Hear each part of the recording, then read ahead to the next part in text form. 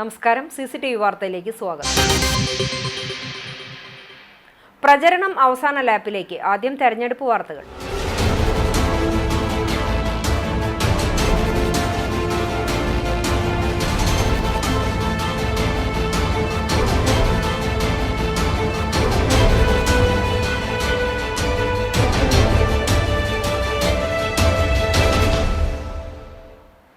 Party വിരുദ്ധ പ്രവർത്തനം. ഗുരുവായൂരിൽ CPM നേതാക്കൾക്കെതിരെ നടപടി. 2 പേരെ പാർട്ടിയിൽ നിന്നും പുറത്താക്കി.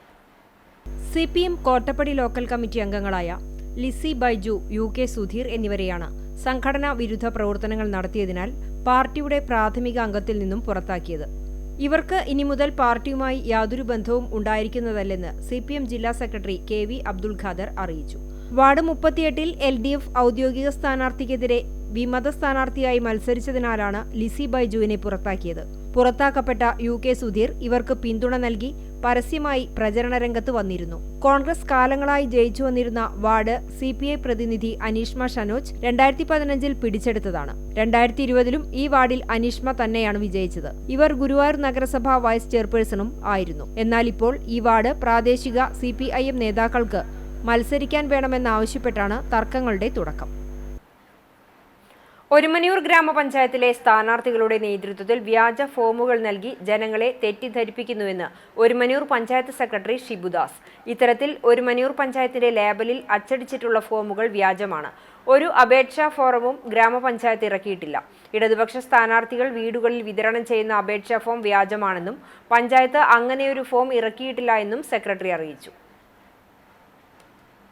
രാഷ്ട്രീയം മറന്ന് ഒരേ മനസ്സോടെ സ്ഥാനാർത്ഥികൾ ഞാറു നടാൻ ഇറങ്ങി. കാട്ടകമ്പാൽ പഞ്ചായത്തിലെ ചിറ്റത്താഴം യൂണിയൻ കോൾപ്പടവിലെ ഞാറുനടിയിലാണ് സ്ഥാനാർത്ഥികൾ ഒന്നിച്ചത്. പെരുന്തുരുത്തി വാർഡിലെ LDF സ്ഥാനാർത്ഥി AY ഹമീദ്, UDF സ്ഥാനാർത്ഥി KM റസാഖ്, ചെറുതുരുത്തി വാർഡിലെ NDA സ്ഥാനാർത്ഥി ദിനേഷ് കുമാർ എന്നിവരാണ് ഒന്നിച്ച് ഞാറുനട്ടത്. ചിറ്റത്താഴം കോൾപ്പടവ് സെക്രട്ടറി AY ഹമീദും വൈസ് പ്രസിഡന്റ് KM റസാഖും തമ്മിലാണ് പെരുന്തുരുത്തി വാർഡിലെ മത്സരം. ചെറുതുരുത്തി വാർഡിലാണ് ദിനേഷ് കുമാർ മത്സരിക്കുന്നത്. ചിറ്റത്താഴം കോൾപ്പടവിലെ ഞാറുനടിയിൽ പ്രസിഡന്റ് KM ഹനീഫ ഉദ്ഘാടനം ചെയ്തു. കർഷകരായ K ജയദേവൻ, കൊച്ചുമാത്തു എന്നിവർ നേതൃത്വം നൽകി. 220 ഏക്കർ പാടത്ത് ഉമാവിത്താണ് കൃഷി ചെയ്യുന്നത്. ബലാത്സംഗ കേസിൽ രാഹുൽ മാങ്കൂട്ടത്തിനെതിരെ പോലീസ് റിപ്പോർട്ടിൽ ഗുരുതര പരാമർശങ്ങൾ. രാഹുലിന്റെ മുൻകൂർ ജാമ്യ ഹർജിയിൽ അടച്ചിട്ട മുറിയിൽ വാദം തുടങ്ങി. പോലീസ് റിപ്പോർട്ട് കോടതിയിൽ ഹാജരാക്കി. തിരുവനന്തപുരം ജില്ലാ സെഷൻ കോടതിയിലാണ് രാഹുലിന്റെ മുൻകൂർ ജാമ്യ ഹർജി പരിഗണിക്കുന്നത്. സീൽ ചെയ്ത കവറിലുള്ള പോലീസ് റിപ്പോർട്ടാണ് പ്രോസിക്യൂഷൻ കോടതിയിൽ ഹാജരാക്കിയത്. വിശദമായ വാദം കേൾക്കാമെന്ന് പ്രോസിക്യൂഷൻ അറിയിക്കുകയായിരുന്നു. ഡോക്ടറുടെ ഉൾപ്പെടെ സാക്ഷി മൊഴികൾ അടങ്ങിയ റിപ്പോർട്ടാണ് പോലീസ് ഹാജരാക്കുക. ബലാത്സംഗം നടത്തിയതിന് തെളിവുണ്ടെന്നാണ് പോലീസ് റിപ്പോർട്ടിലുള്ളത്. യുവതിയെ ഭീഷണിപ്പെടുത്തി ഗർഭഛിദ്രം നടത്തിയതിന് തെളിവുണ്ടെന്നും റിപ്പോർട്ടിലുണ്ട്. ഡിജിറ്റൽ തെളിവുകളടക്കം സീൽ ചെയ്ത കവറിൽ പോലീസ് കോടതിക്ക് കൈമാറിയിട്ടുണ്ട്. അടച്ചിട്ട മുറിയിൽ വാദം കേൾക്കണമെന്നാണ് പ്രോസിക്യൂഷനും രാഹുൽ മാങ്കൂട്ടത്തിലും ആവശ്യപ്പെട്ടിരുന്നത്. ഇതിന്റെ അടിസ്ഥാനത്തിലാണ് കോടതി അടച്ചിട്ട മുറിയിൽ വാദം കേൾക്കാൻ അനുവദിച്ചത്. മറ്റു കേസുകൾ പരിഗണിച്ച ശേഷം 11:30 രാഹുൽ മാങ്കൂട്ടത്തിലിന്റെ മുൻകൂർ ജാമ്യ ഹർജിയിൽ നടപടികൾ ആരംഭിച്ചത്. നേരത്തെ അവസാനമായിരിക്കും കേസ് പരിഗണിക്കുകയെന്നാണ് അറിയിച്ചിരുന്നതെങ്കിലും മറ്റു കേസുകൾ പരിഗണിച്ച് മാറ്റിവെച്ച ശേഷം രാഹുലിന്റെ മുൻകൂർ ജാമ്യ ഹർജി പരിഗണിക്കുകയായിരുന്നു. നിലവിൽ പ്രതിഭാഗത്തിന്റെ വാദം പൂർത്തിയായി. പ്രോസിക്യൂഷന്റെ വാദമാണിപ്പോൾ നടക്കുന്നത്. കുന്നംകുളം മലങ്കര മെഡിക്കൽ മിഷൻ ആശുപത്രിയിൽ 44ാമത് ആശുപത്രി ദിനം ആചരിച്ചു. എക്സ്യൂബറൻസ് 2K25 എന്ന പേരിട്ട പരിപാടിയിൽ ആശുപത്രി സെക്രട്ടറി KP സാക്സൺ അധ്യക്ഷത വഹിച്ചു. ENT specialist doctor Susanna Mathew, Edinburgh royal college of സർജൻസിൽ നിന്നും MRCS ബിരുദം നേടിയ doctor Pradeep Varghese Koshy, doctor Akhil Paul, molecular doctor Babu Mathews എന്നിവരെ ചടങ്ങിൽ ഉപഹാരം നൽകി ആദരിച്ചു. കലാപരിപാടികളും ഗാനമേളയും ഉണ്ടായി.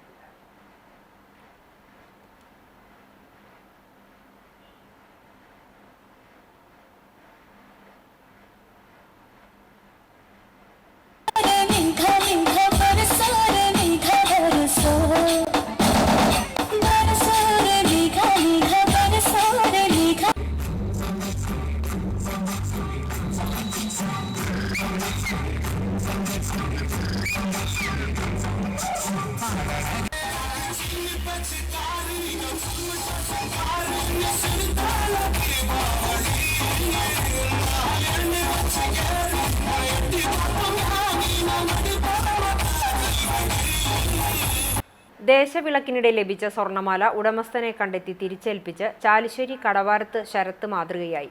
താൽക്കാലിക വിളക്കുപന്തലിന് സമീപത്തുനിന്ന് ലഭിച്ച സ്വർണ്ണമാല ശരത്തും മറ്റ് അയ്യപ്പ ഭക്തരും ചേർന്ന് ചാലിശ്ശേരി പോലീസ് സ്റ്റേഷനിൽ ഏൽപ്പിക്കുകയായിരുന്നു.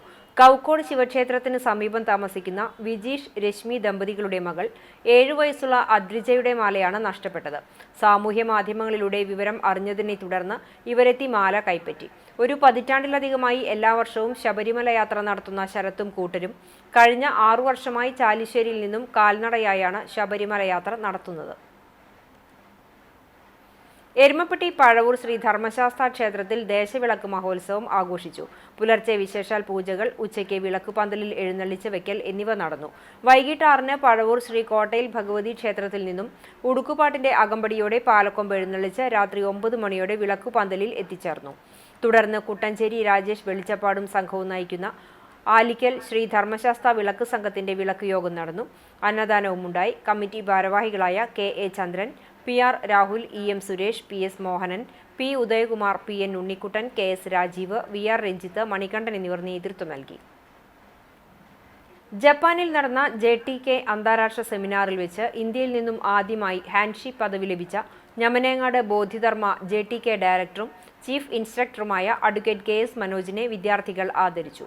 വടക്കേക്കാട് ചാത്തോത്തയിൽ റിജൻസിൽ നടന്ന ഗുരുവന്ദനം 2025 പരിപാടി കണ്ടംപുള്ളി സ്കൂൾ പ്രധാനാധ്യാപിക രമാദേവി ഉദ്ഘാടനം ചെയ്തു.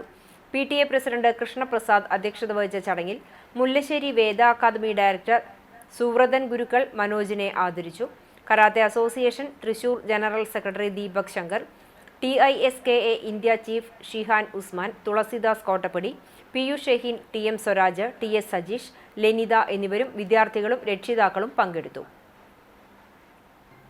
ഇന്നത്തെ സ്വർണ്ണവില നിങ്ങൾക്കായി സമർപ്പിക്കുന്നത് Malaya gold and diamonds, Malaya junction, Kunnamkulam. സ്വർണം ഗ്രാമിന് 11,970 രൂപ, പവന് 95,760 രൂപ. ഇന്നത്തെ സ്വർണ്ണവില നിങ്ങൾക്കായി സമർപ്പിച്ചത് Malaya gold and diamonds, Malaya junction, Kunnamkulam. വെള്ളി ഗ്രാമിന് 185 രൂപ.